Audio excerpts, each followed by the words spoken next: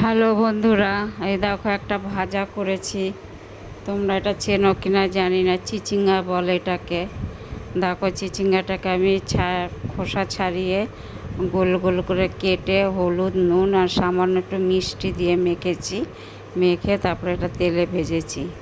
দেখো তাহলে আমার আজ যে দুপুরের খাওয়া হচ্ছে চিচিঙ্গে ভাজা, ডিমের তরকারি আর ওই গাঠি কচুর তরকারি।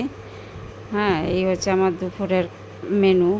তা তোমাদের যদি ভালো লাগে তাহলে তোমরা একটু কমেন্ট করে জানিও আমাকে।